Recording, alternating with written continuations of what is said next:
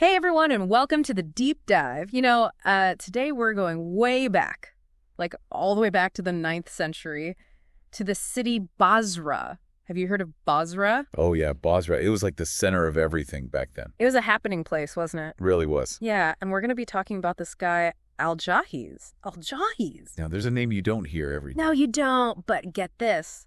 This guy was a polymath. A serious polymath. Yeah, but like not just your typical scholar, I mean, he wrote about everything. Oh yeah, he wrote about everything. Animals, language, philosophy, how to make fun of your cheat friends. Through satire. Exactly. So yeah, it's going to be a wild ride. We're using this book called Al-Jahiz, Le Polymath de Basra. It's really interesting. Definitely sets the stage for our deep dive. So, okay, imagine you're in Basra in the 9th century. It's not just any city. The streets are buzzing. People are debating philosophy, science, religion. They even had riots over grammar. Riots over grammar. Oh yeah, they took their intellectual life very seriously back then. And Basra was like a crossroads for cultures and ideas. Like a melting pot. Exactly. Greek, Persian, Indian thought. So perfect for Al-Jahiz. Perfect place for a curious mind like his. Curious mind. He had an insatiable curiosity. So he's not like one of those scholars who stays locked up in his study all day. No.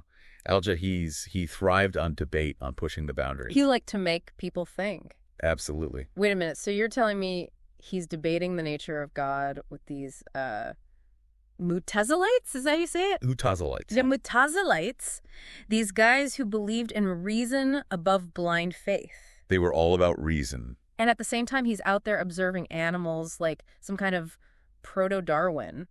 He was ahead of his time. Seriously, was there anything this guy wasn't thinking about? Well, he did write about 200 books. 200 books? Yeah, so maybe he found time to think about a few things. I guess so. That's incredible. No wonder he's such a big deal in the Islamic Golden Age.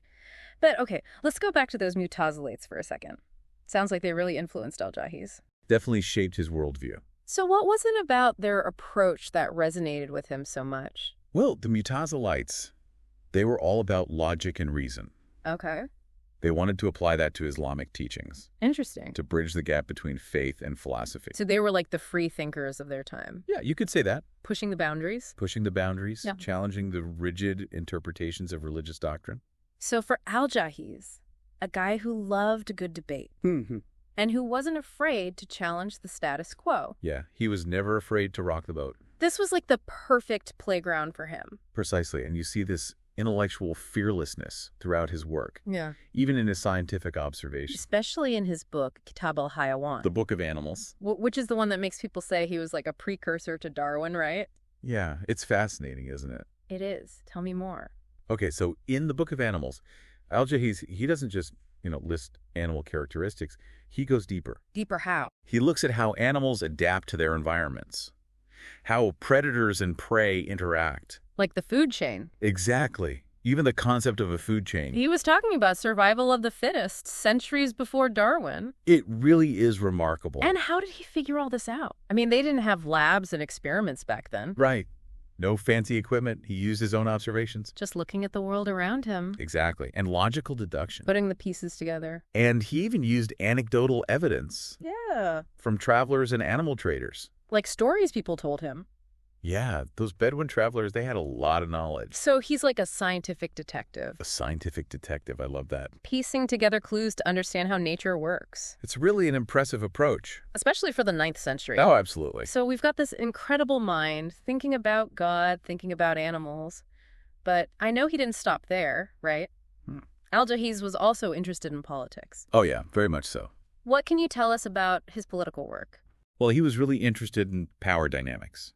How governments work, what makes a good leader. Big question. Big questions.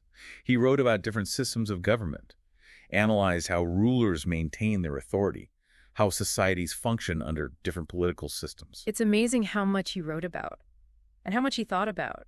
He really was a one-of-a-kind thinker. That's for sure. And we're just getting started. We'll be right back after a short break. So we've talked about how Al-Jahiz looked at the natural world. But he didn't stop there. He had this amazing ability to analyze human society, too, often with a pretty sharp wit, like in his Book of Misers. Oh, yeah, the Book of Misers. What can you tell us about that one? Well, it's a classic, a real satirical masterpiece. Satirical. Oh, yeah. He skewers the stingy and greedy in that book. The people who hoard wealth and preach generosity, but then cling to their possessions. Sounds pretty relevant even today. It is. Human nature hasn't changed that much. So he basically called out the hypocrisy of the elite? Exactly. He exposed their double standards. I bet that didn't make him very popular with the wealthy folks in Basra. You'd think so, right? Did they try to silence him? You know, that's the interesting thing about Al-Jahiz. He was outspoken and critical, but he still managed to thrive in that intellectual scene. So Basra was really a place where different voices could be heard. It seems that way. At least within certain circles. Maybe that's what made it such a vibrant intellectual hub. Not just accumulating knowledge, but challenging it, debating it, refining it. Exactly. And that's where Al-Jahiz really excelled. He was a master of rhetoric. Rhetoric. You know, the art of using language to persuade, to provoke, to entertain. He knew how to get his point across. He did. He understood that knowledge is powerful, but it needs to be communicated effectively. And a little bit of humor helps too, right? Always. Which brings us to his work on language. You mentioned earlier that he revolutionized the study of Arabic. Oh, yeah, he really did. What did he do that was so groundbreaking? Well, before Al-Jahiz, grammar was pretty dry. Mostly focused on memorizing rules. Sounds boring. It was. But Al-Jahiz brought a whole new perspective. He saw language as this living thing. Living thing. Yeah, constantly evolving and adapting. That's a cool way to think about it. It is. He was fascinated by the nuances of words, their origins, how they could be used to express complex ideas. So he wasn't just a grammarian. He was like a poet-philosopher of language. Exactly. And his work had a huge impact on how Arabic was taught and studied. Really? Oh, yeah. He emphasized the importance of eloquence, being able to express yourself clearly and persuasively. Both in writing and in speech. Precisely. Because back then, public speaking was a highly valued skill. Like the TED Talks of the Islamic Golden Age. Huh.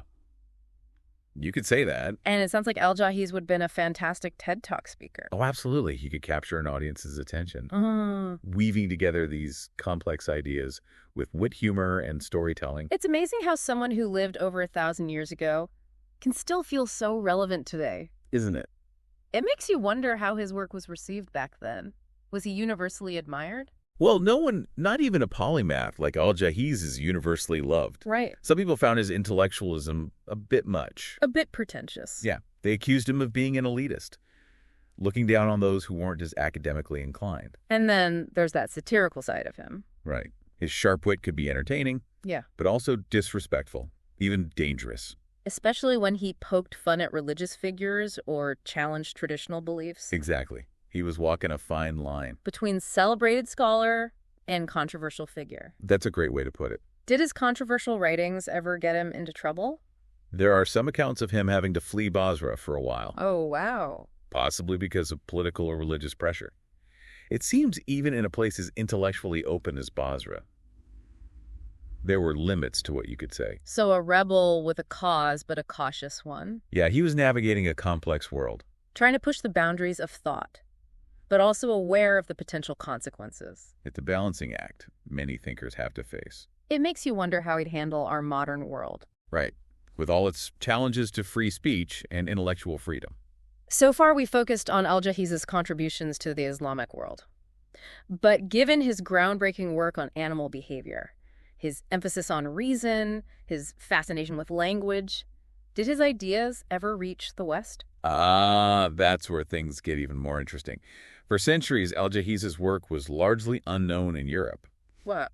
But around the 12th century, things started to change. So what happened? How did Al-Jahiz finally make his way to Europe? Well, it was a gradual process. Okay. It started with translations. Yeah. European scholars, mainly in Spain, they began translating Arabic texts into Latin. So they were rediscovering this lost knowledge. Exactly. And it wasn't just religious texts. What else? Philosophy, mathematics, astronomy, medicine, all sorts of things. Wow, it was like a whole intellectual revival? It was. And those translations, they had a huge impact on Europe. Like jump-starting the Renaissance. Exactly. They sparked this renewed interest in classical learning and introduced all these new ideas from the Islamic world. I wonder what those European scholars thought when they first read Al-Jahiz. Here's this guy, centuries earlier, talking about animals adapting to their environment. Ideas that wouldn't be accepted in Europe for hundreds of years. It must have been mind-blowing. Talk about ahead of his time. It really shows you that knowledge isn't bound by geography or time. It can travel across borders and reappear when the world is ready for it. Exactly. Oh. And even though Al-Jahiz wasn't well known in the West, Right. his ideas, along with those of many other Islamic scholars, they were subtly shaping European thought. It's like this hidden thread connecting these different worlds. It really highlights the interconnectedness of human knowledge. We often focus on the differences between civilizations. Yeah, But moments like this remind us of the things we share. exactly.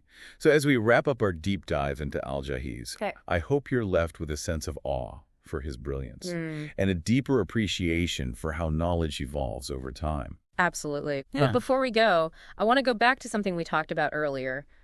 Al-Jahiz's sharp wit, his love of satire. If he were alive today, what do you think he'd be writing about? Ooh, that's a fun question. What would he make fun of?